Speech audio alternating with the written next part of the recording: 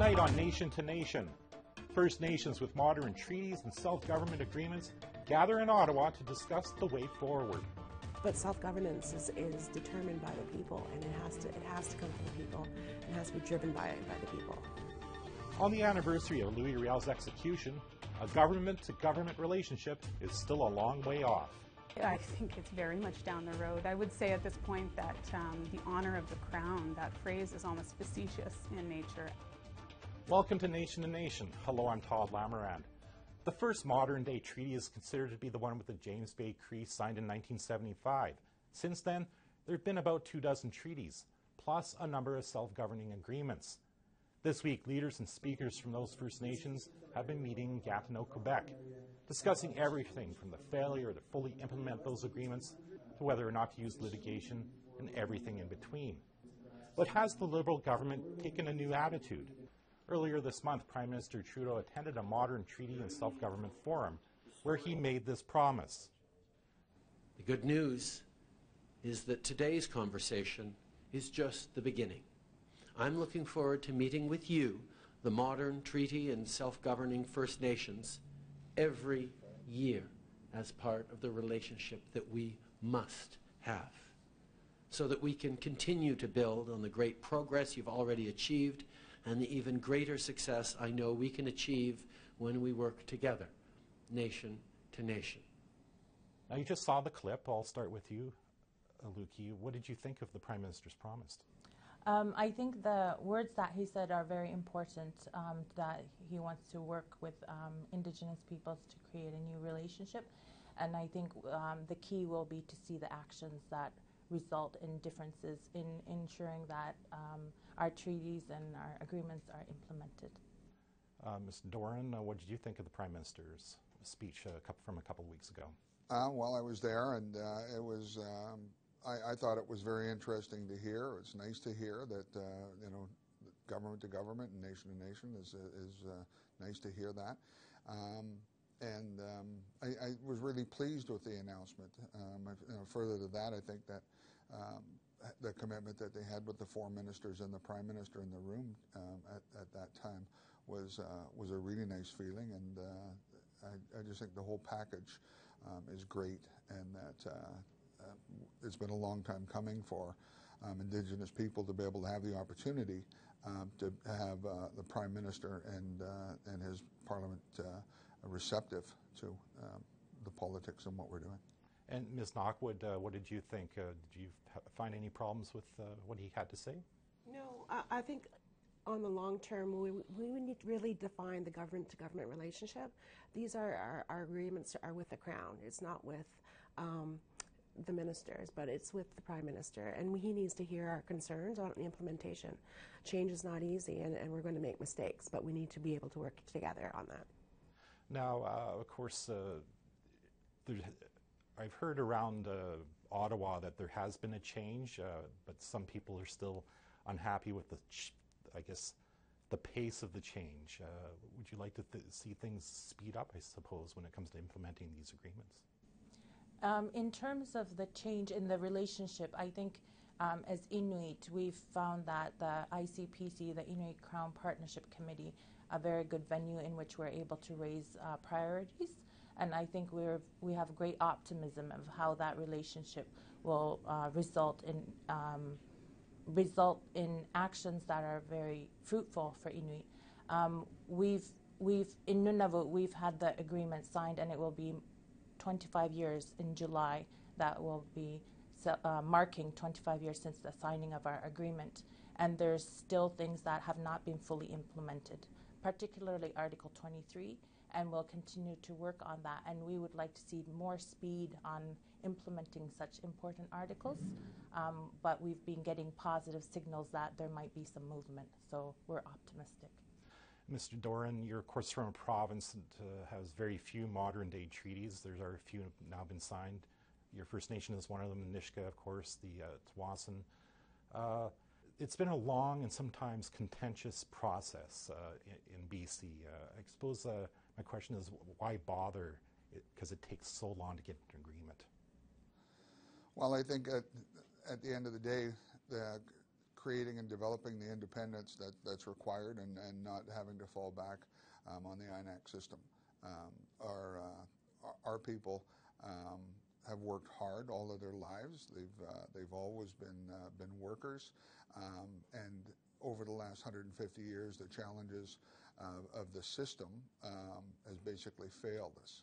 And so I think that at the end of the day, what has to happen is that with the treaty, is that implementing it and making it work for our people, developing the capacity to be a government is challenging, and but it's important work that we need to do. If you want to be successful, you need to be educated, and so I think that the treaties in itself they're long and they're hard and they're challenging, but I think at the end of the day.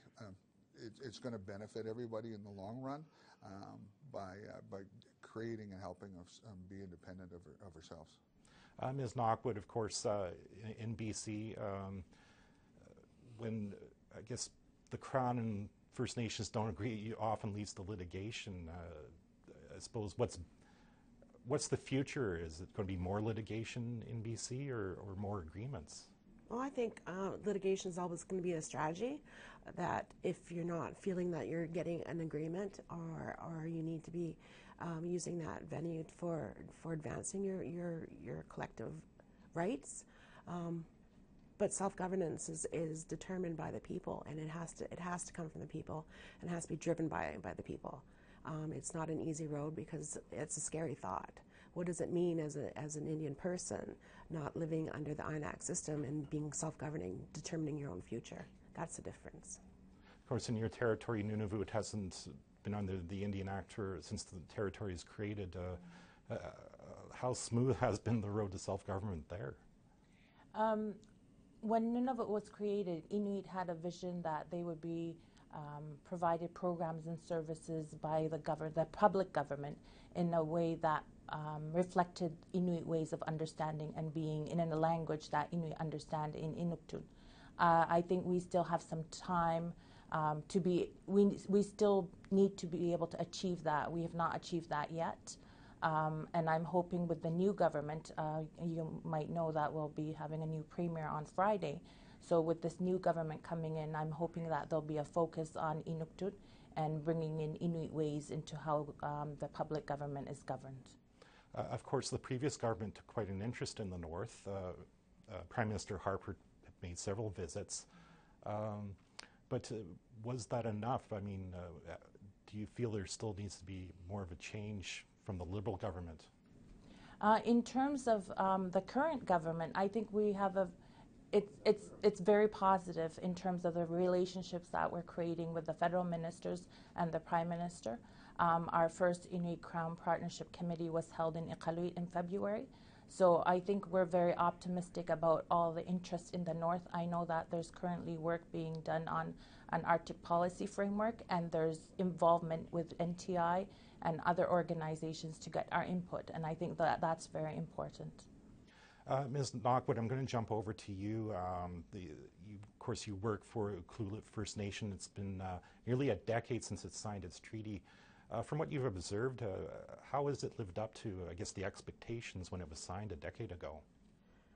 Well, I think at the end of the day, the nation has to really understand what it means to be a government.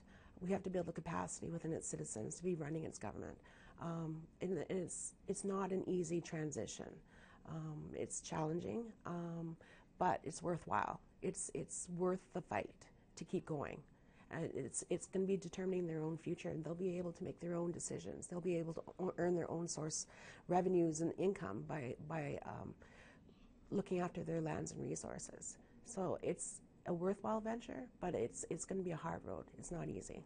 Mr. Doran, is there still some distrust, I suppose, from band members about self-government, whether or not the government is going to do the right thing? There's not going to be any nepotism, for example?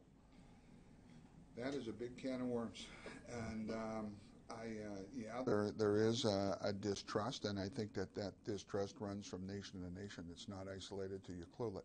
I talk with every leader that I can at every forum that I can, and it's rampant throughout the Indigenous political world. the people of the nations view your president as successful and or overpaid and such, and really, I think, struggle with the comprehension of the amount of work that goes into what we actually have to do and the groundwork, and how many ministers we're meeting, or how many politicians you're meeting, or how many leaders you're meeting, how many miles you put on, what it's like to stay in a hotel and not be home and such. But there are numerous challenges. There's no question about it. The distrust, I think, will always be there. It's such a radical change, and when you're probably into maybe a century or more of a system, and you're trying to change it. We just signed our treaty and got into it on April 1st of 2011. So we're six years in, and we're an infant. Right, we're really an infant, so it's got a lot of challenges, and I really think that you need to be patient, but you need to develop the capacity, and you need to find those trusting relationships to work with, and fiscally you need to be responsible, and we've done all of that. We continue to, and we're improving daily. We're not perfect. We've made mistakes, and none of them are really monumental, but we made mistakes. And if you take a look, and I said this to the Prime Minister, I mean, look at the government of Canada. They're still making mistakes, and they've got a lot bigger team and a lot more money to fund what they're doing than we do. On that, I'll make that the last word. I want to thank all my guests. Thank you for doing this well, and good luck with your conference. Thank you. Thank you. Today is the anniversary of Louis Riel's execution. Coming up after the break, we'll find out what are the top political concerns of the Métis.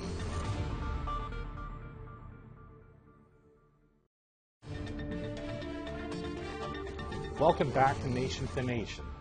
It was 132 years ago today, Louis Riel stood on a scaffold in Regina and was executed. He'd been convicted of treason for leading the Northwest Rebellion. In recent times, the Métis have won significant court victories. 4 years ago was recognition that the 1870 Manitoba land grant had been done unfairly. And a year and a half ago, the Daniels decision. So on the occasion of this anniversary, what are the top political issues for the Métis? To talk more about that, I'm joined by Benny Michaud. She's president of the Métis Nation of Ontario's Ottawa Regional Council. Welcome to Nation. Thank you very much. I'm going to start with what I mentioned in my preamble there. The Daniels decision. Since the case, the federal government is supposed to treat Métis like First Nations and Inuit from a constitutional perspective. What has happened so far with that?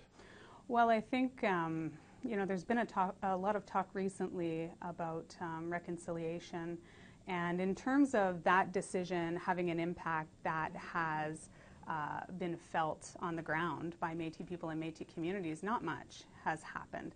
Although I think that it's a fantastic starting point. We hear one of the things that the Métis Nation has been striving for years and years and years, decades, generations really, is to have a nation-to-nation relationship with the federal government, as it should be. And what we're getting is a lot of talk and not a lot of action. Are we at a point where we're at a nation-to-nation, or is this, as you say, something that's still down the road? I think it's very much down the road. I would say at this point that the honor of the crown, that phrase is almost facetious in nature at this point. We have, Minister Bennett, who with one hand accepts gifts from Métis community people at gatherings and functions around and across the Métis homeland, and with the other hand approves the exclusion of Métis people in policy and in settlement cases like the recent 60 Scoop settlement. And again, when we're talking to nation, I guess we're talking about a Métis self-government. How is this going to be possible, especially when Métis don't have a land base, at least? Of course, there are those colonies in northern Alberta, but for the most part, there is no land base. Well, I think what needs to happen, particularly around reconciliation, is that, and in this nation-to-nation relationship that we're speaking of, we need the federal government to deal only with legitimate Métis government structures and recognized Métis governance structures, and ones that truly represent Métis communities and Métis people. You kind of brought up my next question, actually. The federal government needs a definition of who is Métis. How much are these groups in Quebec and Atlantic Canada kind of defining the conversation around who Métis is? Right. Well, the thing is, I think with the release of the latest census data, we can see the extent of the lack of knowledge around who we are as Métis people, and a lack of knowledge around what constitutes the Métis Nation. There is this long-standing misconception by non-Métis people in Canada that being Métis is really about having mixed Indigenous and non-Indigenous ancestry. And we know, and it's been proven time and time again, that Métis communities are distinct. We have our own language, our own traditions, our own customs. And we need the federal government and the provincial governments to recognize that the governing bodies across the traditional Métis homeland are really who they should be dealing with at this point. Does this mean that it's really going to come down to Polytest to determine who is Métis and who isn't? I think so. I do. I really think so, because one of the things that was so important about the Polytest is that it doesn't just rely on self-identification. It relies on community connection, and it relies on community acceptance. So it's not enough just to claim an identity. It's about who claims you. And so we have to focus on that. And I know that that's what our registries are doing in the Métis governing bodies across the homeland as represented by the Métis National Council. We're working very hard to ensure that all of the citizens on our registries meet the Polytest, and in fact, all governing bodies to date have verified their citizens or are currently in the process of doing that again to ensure that we have a verified registry of citizens. I guess, what do you say to these groups? Because some of them generally feel that they're Indigenous or Métis. They get quite upset, I know, when they're told, no, you're certainly not part of the Métis Nation in Western Canada. Yeah, and I think sometimes the misconception is around, I've heard many times people say, well, the Métis Nation is exclusive in who it recognizes. And I can tell you that we are no more exclusive than other Indigenous nations who have the ability and the right to determine who is and who is not a part of their community. In terms of people who are claiming that identity or appropriating that identity, the analogy that I give is that it would be like an Algonquin person saying to a Mohawk person, well, I'm Mohawk. And when the Mohawk person asks, well, why do you think that? The Algonquin person says, well, we're both Native, aren't we? That's what's happening here with those folks that are claiming. And that's why we see an exponential growth in the number of Métis people self-identifying. I think the Daniels decision impacted that. It brought our fight for justice to the national stage, and people became more aware of Métis communities and the misconception. There's a lot of work that needs to be done. I know the issue is sometimes quite contentious. Certainly Red River Métis professors who come out east and give talks are usually interrupted. I think it's Professor Darrell LaRue posted on Facebook how upsetting this has become, and he's wondering whether he should even speak publicly about this anymore. Well, I think there's certainly also a misconception around, Red River being the only place from which Métis people emerged. We had communities. The thing that's important to remember is that the Métis Nation emerged during a very specific socioeconomic under very specific socioeconomic conditions at a very particular time in history in Canada during the fur trade. It was a very unique thing that happened.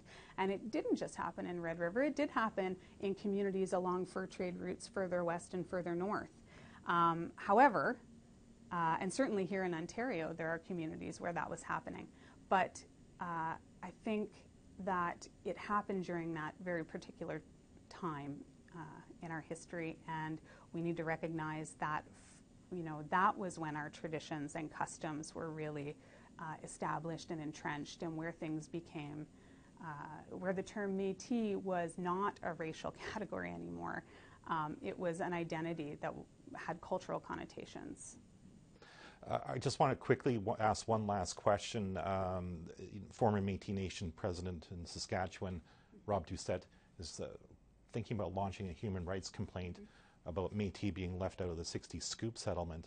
What role do Métis leaders play in this right now? Well, I think we should be outraged. I really do. I know that it was a number of Métis people there were Métis people who are very much involved in fighting for compensation for the survivors of the child welfare system and for folks who were taken into care during the 60s, 70s, and 80s. And those folks have been left out of the settlement. And the message that's being sent is that our children being taken, it doesn't matter. The children that were taken from our communities don't matter. That's the message that's being sent. And when you talk about reconciliation, you need to be inclusive and ensure that the experiences and the realities of Métis people are taken into account. And that's not happening. Okay, well, that's it. I want to again thank you, Ms. Michaud, for coming here and doing this. Pleasure. Time now for one more break.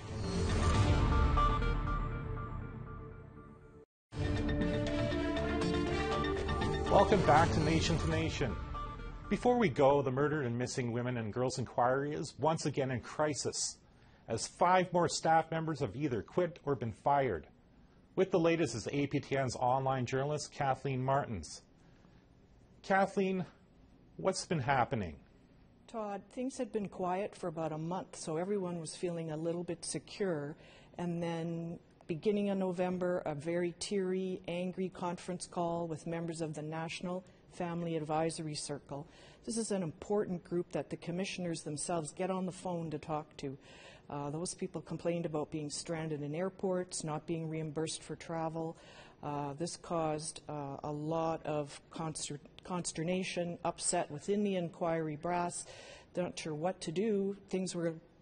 No comment was being made, and then bang, over the weekend, 3 people fired, 2 people resigned in protest of their colleagues being fired. Those 5 people bring the number of employees that have left the inquiry up to 19. So almost 20 people have left that have been hired, have now left. And it is very much, as you said, a crisis.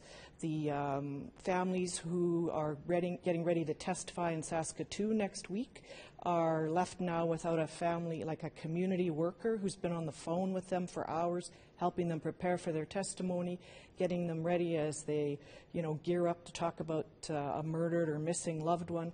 They are left without support. I know that other members of the staff are trying to step in and help them take that over, but it's very tough. These relationships were built with people over the last several months. It also throws into question the leadership. Like, why would 19 people leave something like this in such a short time? They have signed some confidentiality agreements. We're trying to get more answers, but right now we're not completely clear on why they've left. Okay, thank you for that update, Kathleen. You're welcome. Well, that's our show. Next week, Parliament is sitting, and we'll be back with our political panel. I'm Todd Lamarand. Have a great evening.